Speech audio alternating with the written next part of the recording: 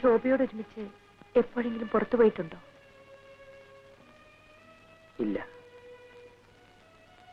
ഇപ്പോഴവളുണ്ടായിരുന്നെങ്കിൽ ഒരു ദേവതയെപ്പോലെ ഞാൻ അവളെ ആരാധിക്കുമായിരുന്നു. എന്തോ സ്ത്രീയെക്കുറിച്ചുള്ള എന്റെ ധാരണകൾ മുഴുവൻ മാറ്റിത്തന്നത് ആ പെൺകുട്ടിയാണ്. എങ്ങനെ? എന്നെ തോൽപ്പിച്ചുകൊണ്ട്. ശോഭ എഴുതി വെച്ച ആ കത്തിലൂടെയാണ് ഞാൻ ആദ്യമായി തോൽവി അറിഞ്ഞത്. തോൽക്കരുത്.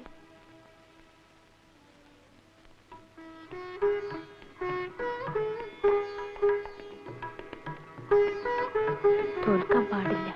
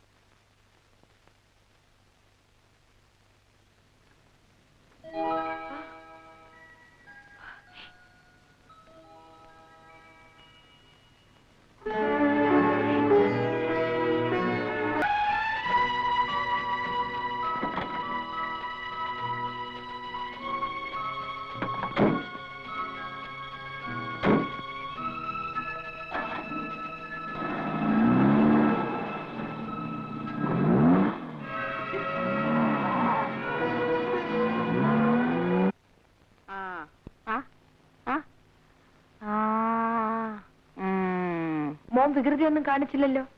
മോള് വന്നോ? അമ്മയെ കാണാൻ ഒരാള് വന്നിട്ടുണ്ട്. എന്നെ കാണാനോ? ആരാ മോളെ?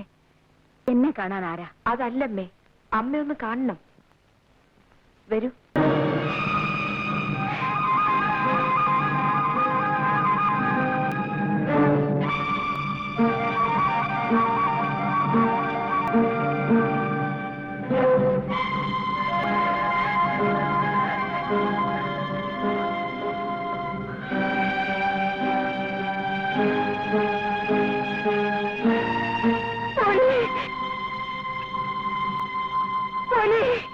അമ്മേ, എന്റെ പോലെ, എന്റെ പോലെ, മോനെ.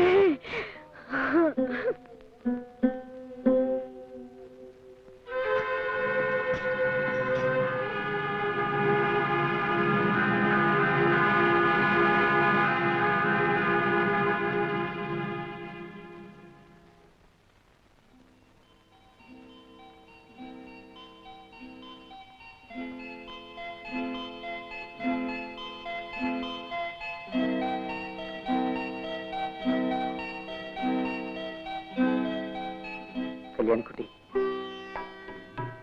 എനിക്കിന്ന് എന്തോ വലിയ സന്തോഷം തോന്നുന്നു. അമ്മയുമായി സംസാരിച്ചു കഴിഞ്ഞപ്പോ തന്നെ എനിക്കെന്തോ പറഞ്ഞറിയിക്കാൻ വയ്യാത്ത വിധത്തിലുള്ള ഒരു ഒരു ഞാനും എന്റെ അമ്മയെക്കുറിച്ച് ആലോചിക്കായിരുന്നു. എന്താ ഇത്ര ആലോചിക്കാൻ? അമ്മയ്ക്കായിരുന്നല്ലോ നിങ്ങളെക്കുറിച്ച് കൂടുതൽ. അമ്മയുണ്ടായിരുന്നെങ്കിൽ അവരായിരിക്കും ഇന്ന് ഏറ്റവും കൂടുതൽ സന്തോഷിക്കുന്നത്. കല്യാണിക്കുട്ടി, എന്റെ ജീവിതത്തിൽ നീ നേരത്തെ കടന്നു വന്നില്ലല്ലോ എന്നോർത്ത് എനിക്ക് ദുഃഖം തോന്നുന്നു. ഇനി ഞാൻ ഒരു തെറ്റും ചെയ്യില്ല. നമ്മുടെ ജീവിതത്തിൽ പ്രശ്നങ്ങളേ ഉണ്ടാവില്ല.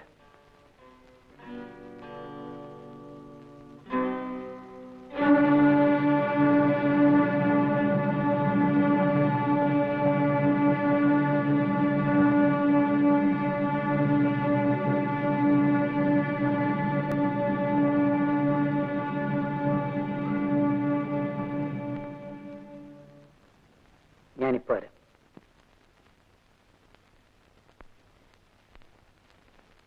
വരട്ടരുത്. നമ്മുടെയൊക്കെ ആയുസ് ഒരു പിച്ചാത്തിപ്പിടിയിൽ ഒതുങ്ങുന്നതാ. അത് മറക്കരുത്. നീ എന്ത് ചെയ്യുന്ന? എനിക്ക് ചാവാൻ മടിയില്ല. അത് ജയിലിൽ കിടന്നായാലും എനിക്കൊരുപോലെയാ. പക്ഷേ സാറിനതല്ല, ക്ഷീണമാ. വീട്ടിൽ തന്നെ കിടന്ന് ചാകണമെന്ന് നിർബന്ധം പിടിക്കുന്നതാ ബുദ്ധി.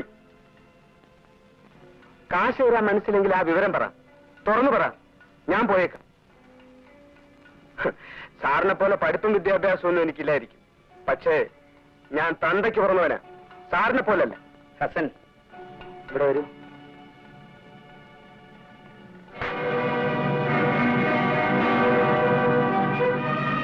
എടാ, ഇത്തവണ കൂടെ ഞാൻ എന്തെങ്കിലും തരും.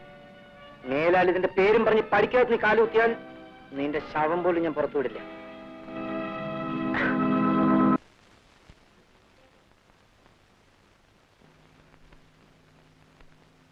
ഇന്ന് സാധ്യമല്ല എന്ന് പറഞ്ഞാൽ പിന്നെ ഒരിക്കലും സാധ്യമല്ല എന്നർത്ഥം എടുക്കരുത്. ഇന്നെന്തുകൊണ്ട് സാധ്യമല്ല? കുഞ്ഞെ, എനിക്ക് ആ ചോദ്യം ഇഷ്ടപ്പെട്ടില്ല. ഞാൻ സൗജന്യമൊന്നും ആവശ്യപ്പെട്ടില്ല. അവകാശമാണോ? അതെ. നിന്റെ കൊടികുത്തിയ അമ്മാവന്മാരുണ്ടല്ലോ, അവന്മാര് പോലും എന്റെ മുമ്പിൽ നിന്ന് ഇങ്ങനെ സംസാരിച്ചിട്ടില്ല. പിന്നെ ഇന്നലത്തെ നീ മനുഷ്യനെ നാണം വേണം. ആ കൊടുക്കാനല്ലേ മനസ്സിലെ വരാൻ.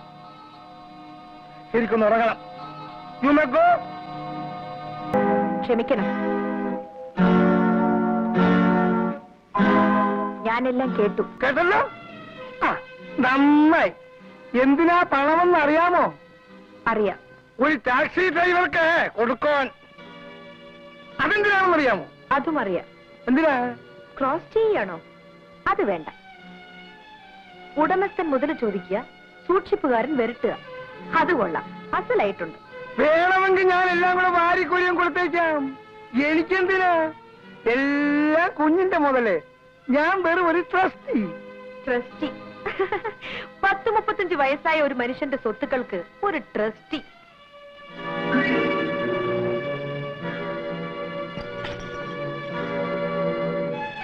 ഇന്ന് മുതൽ ഞാനാവും ഇതിന്റെ സൂക്ഷിപ്പുകാരി. നിങ്ങൾക്ക് എന്ത് വേണോ അപ്പപ്പ എന്നോട് ചോദിച്ചാൽ മതി, ഞാൻ തരാം.